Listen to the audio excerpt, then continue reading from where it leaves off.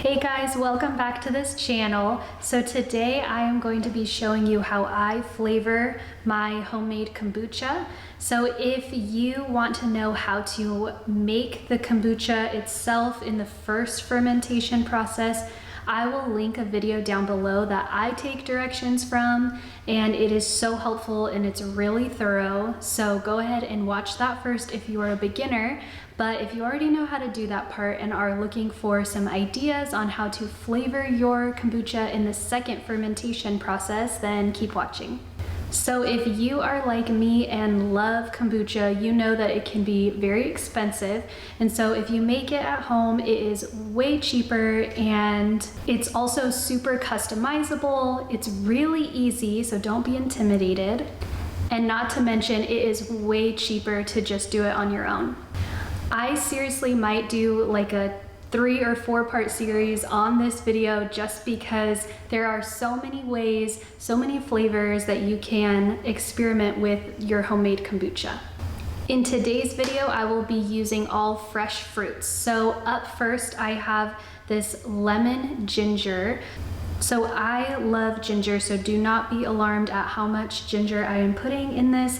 I think it is delicious, and the lemon just gives it a freshness that is so delicious. So it really is great for your stomach because obviously the kombucha itself is super good for your gut, but also you're adding in the ginger and the cleansing from the lemon. So really you cannot go wrong with this.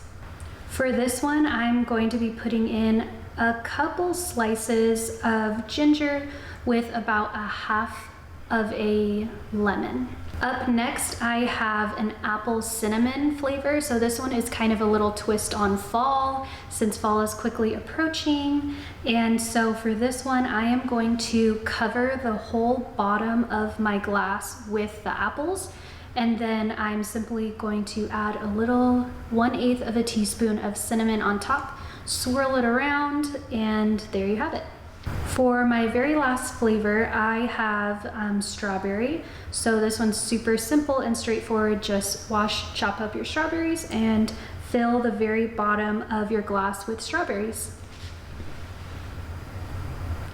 After I have added all of my fruit to all of my jars, I went ahead and added my kombucha that had been sitting for about 11 days. I think between 10 to 13 days is the sweet spot. So mine was at 11 days and I just went ahead and filled all of mine up, leaving just a tiny bit of room at the very top.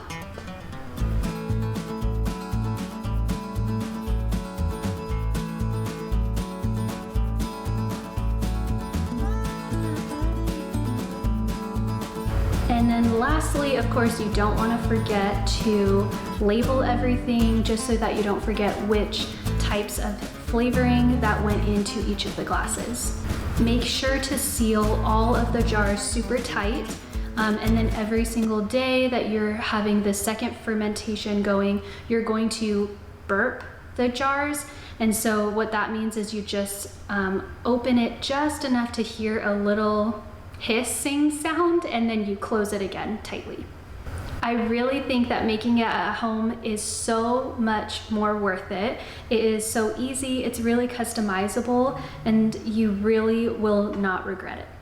I plan on making a few more videos showing how I flavor my kombucha and the different flavoring methods that you can use. Thanks so much for watching. If you enjoyed this video and want to see ones similar, go ahead and let me know and like this video as well. I look forward to seeing you guys in the next video. Thanks.